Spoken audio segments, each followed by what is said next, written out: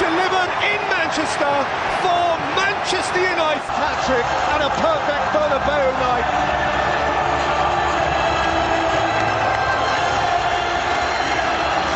Madeira, Manchester, Madrid, Turin, and Manchester again. Breathed in red. Restored to this great gallery of the game, a walking work of art. Vintage, beyond valuation, beyond forgery or imitation. 18 years since that trembling teenager first tiptoed onto this storied stage. Now in his immaculate maturity, CR7. I don't know a stronger, more determined, obsessed player that I'd share the changing room with, because he was just phenomenal. I was very fortunate to sit there and watch him go from a boy to a man, even from just training, affecting training sessions, like being the match winner in training, like absolutely obsessive, winning a game in training and being the one that scores the last goal. He came as a kid, left as the best player in the world. We all saw the huge potential that he had, and he came over and his first thought was to entertain, and we wanted to win, and we knew that with him in our team, if he had end product, we had a far better chance of being successful. So to say a better word, we were kicking it out of him, the entertainment factor, to get the actual end product, the goals and the assists. And so that was 100%. It wasn't something that we would have spoke about. It was just something that natural that we would have thought, listen, this guy's got the talent to take us over the line to the next level. We were all in the toilet, remember? We played against Sporting Lisbon. All in the toilet? Yeah, we played against Sporting Lisbon. It's a bit odd. Half time comes, we played against Sporting Lisbon. Half time comes, we come in, he was like a 17-year-old, no one had heard about him. Yeah. Just back off tour, we was all jet lagged, etc. And we're in the toilet going, we've got to sign this guy. And we're looking in the change room and seeing Shazy was marking him. John O'Shea was like this. He couldn't get near him. The longevity is key. That's what makes him great. The amount of goals he scored, the different leagues. When he first started off, again, he was a wide player. He wasn't probably that natural goal scorer. But as the years have gone on, he's improved in every aspect of his game. His desire, he's 37, even his goals record there for United is fantastic. Everything about the kid, I think everything about him when he first came to United 17, he had that hunger, that desire. Listen, I can't speak highly enough of him. Hard work, determination, desire, today for the goal, courage. He's got a lot of courage, wants to get in there, he's brave. I've said it before, the guy's a genius. He has shown that it's not just ability, it is hard work, and he seems to be getting the fruits of all the hard work that he's put in down the years. Food and what he's eating, the salad, the drinking, the water. He looks like somebody he will not put anything that's not going to benefit him inside his body. And Cristiano's playing outside left against John O'Shea, and the poor souls, he's got tortured blood.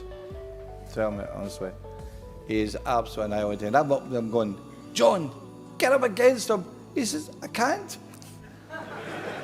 So I get my kit manager and says, get up there to the director's box and get Peter Kenyon down right away at half time. So Peter Kenyon came down and says, we're not leaving here. Peter Kenyon was the then chief executive of United. Yeah. And says, we're not leaving here without that boy in the plane. And he played his first game. He was subbing the first game of the season against Bolton. They came on at half time. A crowd went absolutely mad on him. It was fantastic. The courage to take the ball. The first, the right back of Bolton whacked him right in the first minute. He came on in the second half. He got him. In the early years, maybe not. In the first couple of years, didn't think he would reach those heights. But then I think after 2005-06, when he started becoming, his body just completely transformed from being quite thin and skinny to being completely different. And his goal scoring, his decision making, maturity. At that point, once you saw him sort of playing at that level, then you thought, wow, that 2006 to 2008 was unbelievable. Coming back from the 2006 World Cup was the one moment that I remember him just completely changing. That just for me, when he, obviously the big incident with Wayne Rooney, coming back as somebody who was hated nationally, bad reputation with the newspapers, etc. But just seemed to mature overnight, and his body completely changed. And in that instance, I felt that's where the sort of big change was for me. It wasn't a particular moment in a football match. I think that's why he gets a lot of respect as well, his professionalism. He was professional, one of the most professional players I've ever seen, if not the. And he has to be he plays every game, never injured. So he's got to be professional, even though everything that comes with it, you know, all the haircuts, all the admiration that he gets, he's still an ultimate professional. That's the most amazing thing, is goal scoring. It's unbelievable to turn into like a winger who used to beat men and more often making goals rather than scoring goals. To have the goal scoring record that he's got is unbelievable. Yeah, mine was a goal he scored against Porto, and it was about 40 yards out. It was unbelievable goal. To go back to Portugal against one of his rivals as he was growing up, to score that goal, I mean, there's 3 or 4 times on a pitch where I've gone wow, and that was one of them. I played with Cristiano for 4 years, and for me he's of course one of the best, but seeing every day playing and doing what he can do, it's really amazing. Actually, going to the final, it was incredible. Wow. Because Cristiano Ronaldo, one time he was getting the ball. I think Cristiano, because he was good with his left foot and right foot. And Pico said to me, yeah, in the final and before the games, because when you line up for the anthem of the Champions League and things like that, when you come shake the hand, you come and shake my hand, and I said, what we gonna do? And Piol come in, hey, negro, boy, he's Spanish. He say, hey, you have to say. My heart is gone. I forget. Started sweating. I was thinking like, how am I do that? And after that, when we go to the field, the referee start to blow up the things. I was like, he said, yeah, let's go. This is real now. That's real. That's that. And after that, look, Busquets was like, we are attacking one time. After that, we lose the ball. Oh, Cristiano Ronaldo was running, and Piqué tackle. When me are coming, he just overpass and left foot, boom, and touch the ball touch the crossbar. The crossbar. Oh. And we were like, I said, you're in trouble. I said, Piqué, you know what? Me, I jump on him. He pass me, you cover the outside. That's how we control him. Yeah. Even Busquets, I said, Busquets, when you jump on him, and me, I follow. Where he goes, you go that side, I go that side. Oh, wow. And that's how we just, and we manage that by ourselves. And the field. Oh, wow. Because that's how players, because our generation, we just adapt straight. You didn't let the manager tell you what to do. Straight away, you guys figured out what to do, how to keep him quiet. And we exchanged, I was said like, Piqué, come in there, Piqué, Busquets, come in there. Because I called them, said like, guys, look, I don't feel comfortable, the guy is too fast. And his shoot work, because Cristiano Ronaldo, you can follow him, he can top you, cut, and straight to shoot. Wow. And he's so unpredictable. If someone is only fast, it's different. If he's not good with both legs, different. But he can shoot with both legs. And he can dribble anyway. And 1v1 is incredible. And that, we're talking about Cristiano Ronaldo. On his prime, was very, very tough. Wow. Did you see that thing with Ronaldo where they put a Coca-Cola in front of him and he pushed it aside and he picked up a bottle of water and said agua? Because apparently he's like meticulous about his diet and what goes into his body. Coca-Cola's sales tanked. Cost their market share something like $1 billion. Just him doing that. 4 billion? 4 billion by saying water. I met 2 Cristianos. So the first was in Real Madrid. He was a bit younger, maybe a bit more insecure and selfish, but not in a bad way, just like he has to find his personality, I think. He scored many goals. He was fantastic, but he has not that influence into a team. Then he moved to Juventus, like my second year with Cristiano. He has the same spirit, the same selfish and ego that he would like to score, but he was more a leader, more a natural leader. So he always spoke to his teammates and pushing for them. Like, okay, I know if I would like to win the Scudetto or the Champions League, I need even more my teammates. So this one was the difference. Also Madrid, no misunderstanding. He was also part of the team, 100%. But in Juventus, he was like a bit more older. How you say, like more mature. Yeah. So this was really nice to see. And then he got some kids, and this kind of feeling was like maybe sometimes more relaxed, but on the pitch always focused. So I said to the guys of Juventus, Cristiano is special, because everybody was like, oh, Cristiano's coming. Yeah, he's a normal guy, be humble, but he's special. Take care of him. And on the locker room, he's really relaxed. But on the pitch, you will see the performance levels going high. And you can see it from the first day.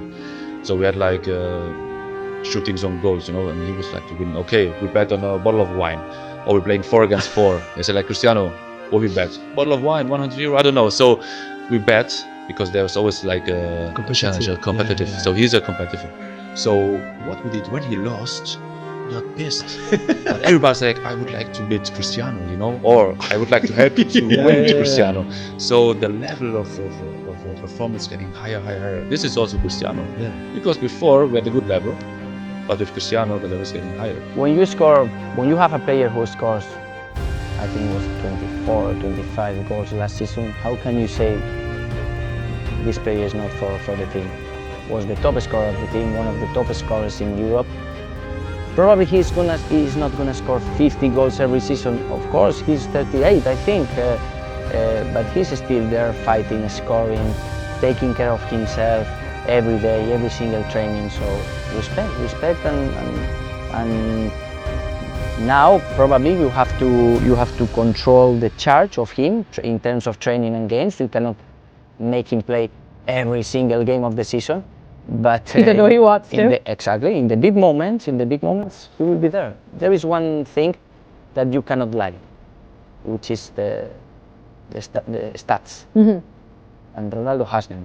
Score, play, always put in the face to fight, to score, to run, to take the responsibility of the team. So for me, there is no way, there is no space for criticism with Cristiano or with Leo.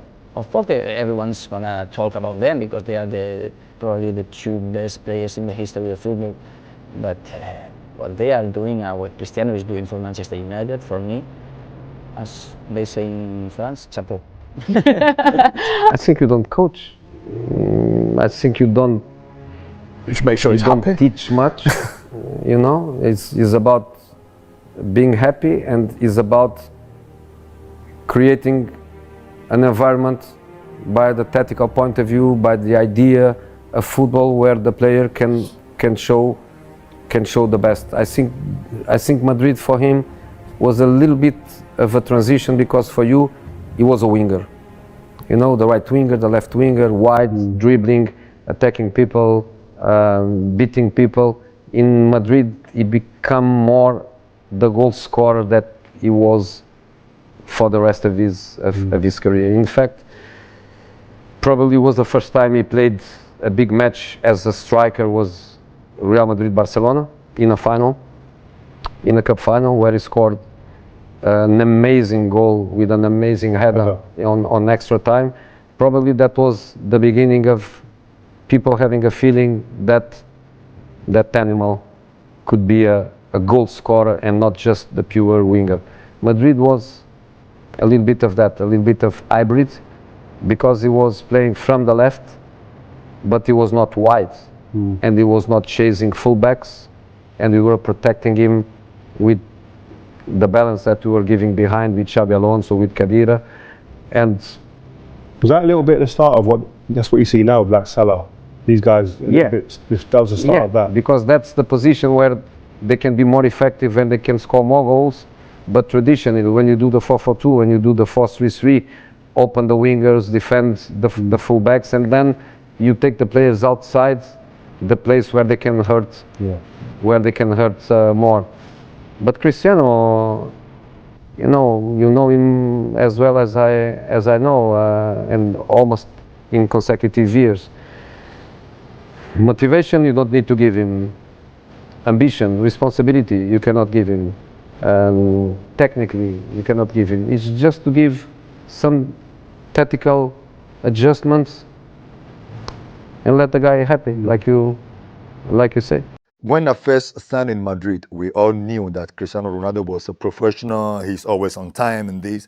And we're like, Emmanuel, you kind of like have a saying that you are a bad guy, you are this. So try at least for the first week or 2 weeks to be the best you can, like best version of Adebayor. So I'm like, okay. And they called me, they said tomorrow the training is supposed to start at 10:30. If you can get there for 9:30, 1 hour before training. I'm like, okay, this is my first session. There is no time to be late. So let me go around 8:30, 8:45. So I have like 2 hours. I got at 8:45. The lights were dark, like the dressing room was dark. So I was happy. And I'm like, oh, thank God I am the first to be here. They will say this guy's a First proper. one. I can hear some noise underneath. I'm like, what's happening down? Then, because my first session, so I don't know the training ground.